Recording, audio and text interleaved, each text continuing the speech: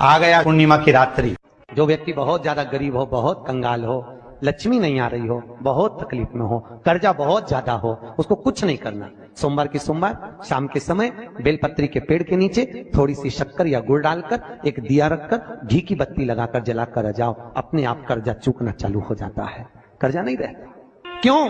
माता लक्ष्मी, मां भगवान शिव ने कहा था लक्ष्मी तेरा विवाह मैं भगवान नारायण के साथ कर रहा हूं, तो नारायण के चरणों में तो रहेगी, पर एक बात याद रख, माता पार्वती के नयन अश्रु से प्रकट हुए बेलपत्र के नीचे शाम के समय पर तेरा निवास होगा।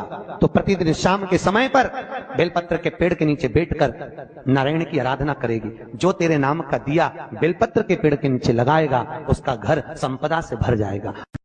आ गया पूर्णिमा की रात्रि। बड़े से बड़ी बीमारियां, बड़े से बड़े रोग, बड़े से बड़े बड़े कष्ट इस पूर्णिमा की रात्रि को छूट जाए। दमे की बीमारी, श्वास की बीमारी, अनिद्रा की बीमारी, रात्रि को जगना, ये सारी बीमारियां पूर्णिमा की रात्रि को अगर व्यक्ति अपने जीवन को सुखमय बनाए, अपने जीवन को आनंदमय बनाए तो सब छूट सकता। पूर्णिमा की रात्रि को पीपल के पत्ते 5 लेकर उसके ऊपर खीर डालकर रात्रि को खा लेने से महाराज दमे की बीमारी, श्वास की बीमारी रुक जाती है। वो बीमारी बढ़ती नहीं है, उससे कष्ट नहीं होता। जिन बच्चों के नेत्र कमजोर होते हैं, रोशनी कमजोर होती है, पूर्णिमा के दिन रात्रि को 12 बजे भगवान चंद्रदेव का दर्शन कराइए। 5 से 7 मिनट तक नयन मिलाए चंद्रदेव के साथ, और बाद में एक पीपल के पत्ते पर खीर जो चंद्र के नीचे रखी हुई है उसी खीर को चटा दीजिए, फिर चंद्र का दर्शन कराओ। सभी ध्यान दें, इस बार 6 अक्टूबर सोमवार कोई साधारण दिन नहीं है।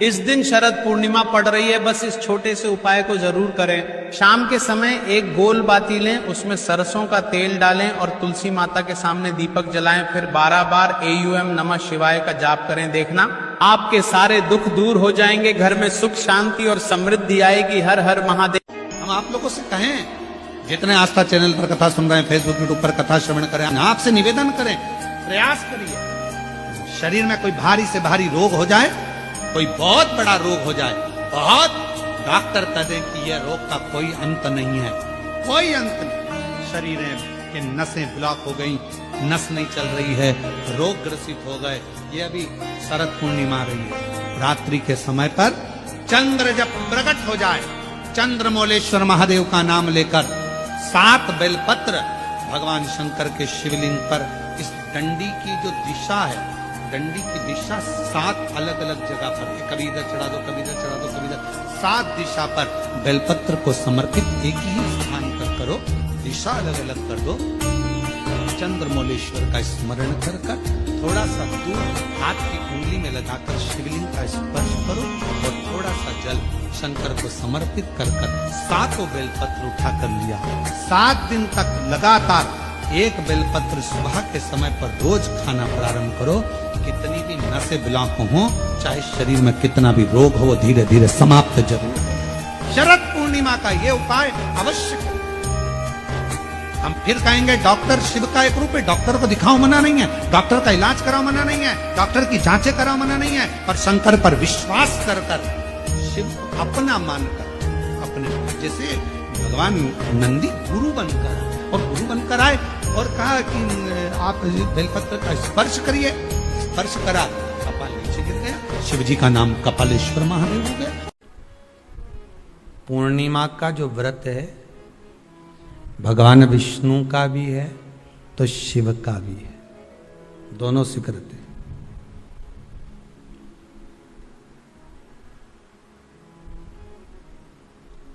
दोनों स्वीकृत है। जिसका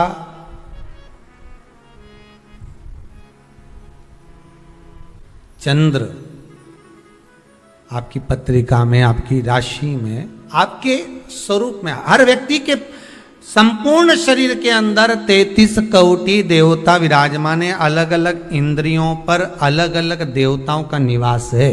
कभी मौका मिले तो अच्छे से उसको समझना। पूरे शरीर में अलग अलग इंद्रिय पर अलग अलग देवता।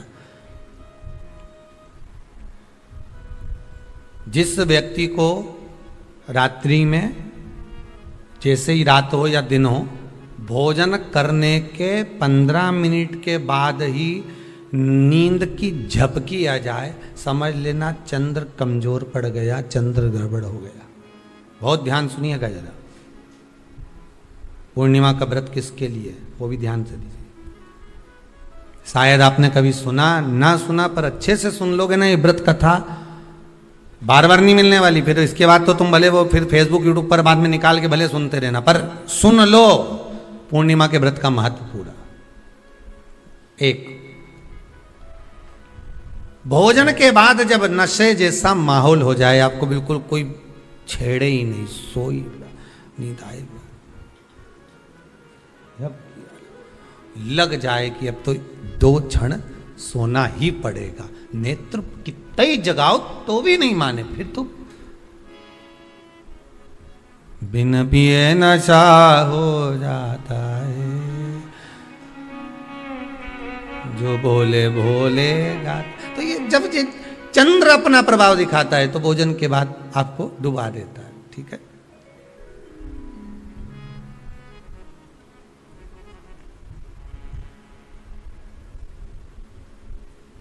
एक बहुत सरल भाषा में कहेंगे, आपको थोड़ा समझना पड़ेगा कि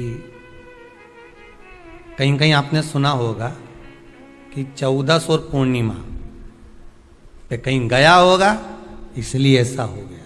बोले सुना है कि नहीं सुना? 14 पूर्णिमा पे कहीं गया होगा या 14 पूर्णिमा पे कहीं गई होगी तो ऐसा हो गया। क्यों कहते हैं, उसका कारण क्या है? आखिर बात 1400 पूर्णिमा को क्यों लोगों ने बदनाम कर दिया कि 14 पूर्णिमा पे कहीं गई होगी तो बाल खोल के गई होगी, या ऐसा करा होगा तो वैसा करा होगा तो ऐसा हो गया, या ये चीज इसके साथ में ऐसा हो गया, या एक्सीडेंट हो गया, या ये चीज। कारण क्या होता है? क्यों पूर्णिमा और अमावस्या के समय पर ही ज्यादा एक्सीडेंट के योग बनते हैं? क्यों पूर्णिमा अमावस्या के अंतर्गत ही ज्यादा कष्ट के योग बनते हैं, बीमारी को पनपने के? कारण क्या होता है? उसका क्रम क्या है? कारण क्या है? उसका एक कारण है आपके चंद्र की महत्वता घट जाना। जब चंद्र की महत्वता घटती है तब जाकर शरीर में कहीं ना कहीं रोग की मात्रा बढ़ जाती है। रोग अपना प्रभाव चंद्र के कारण दिखाना प्रारंभ, पर मन में बेचैनी नहीं हो, बेचैनी रहे, नींद नहीं आ रही है, कुछ मन में ऐसा लग रहा है कि कुछ होने वाला है, मन में स्थिरता नहीं आ रही, समझ लेना कि चंद्र गड़बड़ हो गया है। अब इस चंद्र को साधना है तो शिव तत्व में जाना पड़ेगा। फिर कुछ मत करिए, पूर्णिमा का व्रत चालू कर दीजिए। क्या करना है? केवल पूर्णिमा का व्रत चालू कर दो। और कितना प्रभाव है पूर्णिमा के व्रत का? घर में 50 लोगों का परिवार है, 15 लोगों का परिवार है, 20 लोगों का परिवार है, और परिवार में से अगर एक पुरुष या एक स्त्री कोई भी पूर्णिमा का व्रत करता है तो पूरे परिवार के लोगों का चंद्र संवर जाता है, पूरे परिवार के लोगों का चंद्र सुधर जाता है। पूर्णिमा के व्रत का इतना प्रभाव शास्त्र कर रहा है, स्कंद पुराण कर रही है। पर व्रत कब से लेना है? पूर्णिमा का, चैत्र की पूर्णिमा से। ठीक है, नहीं तो तुमने सोचा इतना महत्व सुना है पूर्णिमा के व्रत का तो मैं तो आज से ही नहीं खाऊंगा, छू आज से ले लो। तो ये हर कोई सब व्रत, तुम्हारा मर्जी पड़े, तुम तो आधी रात को उठ के भोजन करने लगो तो ये कहीं वर्णन नहीं। तुम तो आधी रात के नहा लो तो ये कोई महत्व? तो हर चीज का एक समय होता है कि इतनी बजे उठना, इतनी बजे मंजन करना, ऐसा करना, भोजन करना, ये समय पर फलाहार करना, ये समय पर ये, तो ये सब चीज का एक समय होता है, हर चीज का एक समय। अब कथा तुम दिन में सुन लो, शाम के सुन लो, अब आधी रात को तुमको कोई उठा के 1 बजे रात के उठ, भेरू उठ जा, कथा सुन ले, तो भेरू उठेगा? और आधी रात को भेरू उठ भी गया ना तो तुम्हें भेर भी बना देगा। है? कथा सुनने वाला है।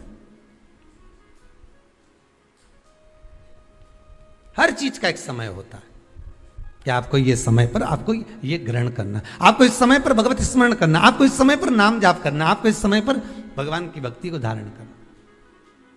परिवार में अगर किसी ने एक पूर्णिमा का व्रत कर रखा है, एक व्यक्ति ने भी करा है, तो 50 की ग्रह दशा जब उसके स्पर्श में आती है, पूर्णिमा का जो व्रत होता है ना, स्पर्श का सुख दे जाता है। बहुत बहुत ध्यान दीजिएगा। जैसे आपने किसी ने पानी मांगा, आपका पूर्णिमा का व्रत है, और भले आप उठ के पानी लेने नहीं गए क्योंकि आपका व्रत है, क्योंकि जिसका व्रत होता है बेचारी वो तो ज्यादा कुछ करती ही पाती है। पर किसी ने आपको पानी लाकर तो दिया ना। अब पानी लाकर जिस व्यक्ति ने दिया उसका स्पर्श तो हुआ ना।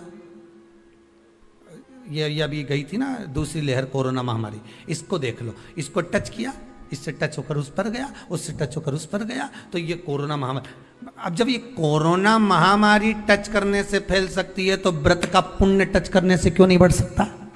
विचार करिएगा जरा, उसका भी तो पुण्य। अब आपने किसी को जल दिया जिसका व्रत था उसको जल दिया। और सरल भाषा में समझ लो, कभी मथुरा वृंदावन गए हो आप लोग?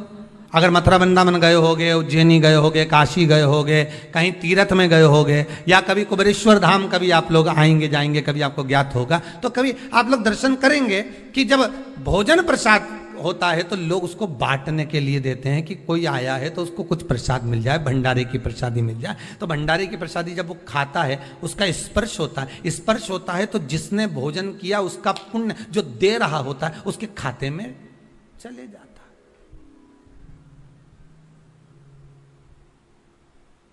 उसके खाते में गया वो।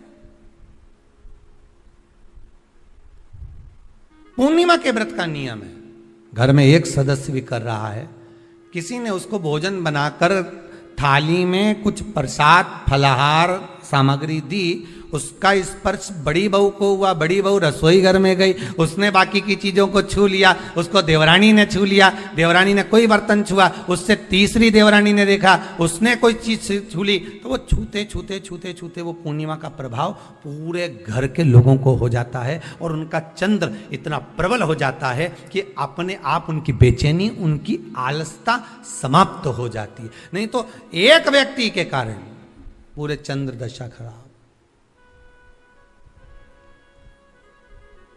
एक दुखी तो सब दुखी, एक सुखी तो सब सुखी। वो देख ले कि यहां इसको सुख मिल गया है, अब ठीक है।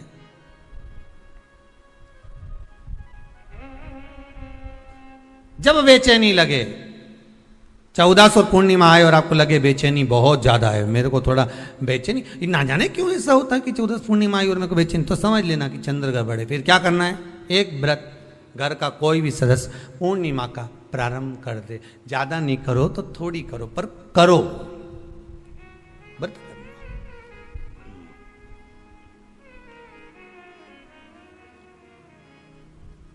बहुत क्लेश हो रहा हो, बहुत क्लेश हो रहा हो, तो पूर्णिमा के दिन खीर का भोजन प्रत्येक महीने में एक बार ऐसा नियम बना लो, अपने दीवार पे लिख लो कि पूर्णिमा है और पूर्णिमा के दिन घर में खीर बनना ही है। केवल शरद पूर्णिमा अकेली पे नहीं हो, तुम एक पूर्णिमा पे तो बनाते हो खीर, शरद पूर्णिमा के दिन तो खूब जोरदार बना बुनो के ना डोलची के छत पे धर दो, उठा के भगवान नहीं धर दे, कहीं कहीं तो छत पे बनाए। तो बच्चे पूछ ले मम्मी ये छत पे क्यों रखी है, तो क्या अमृत गिरेगा?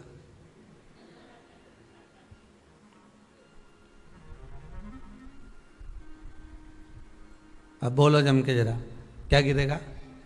अमृत गिरेगा। अच्छा, अब शिव महापुराण की कथा स्कंद पुराण तो कहती है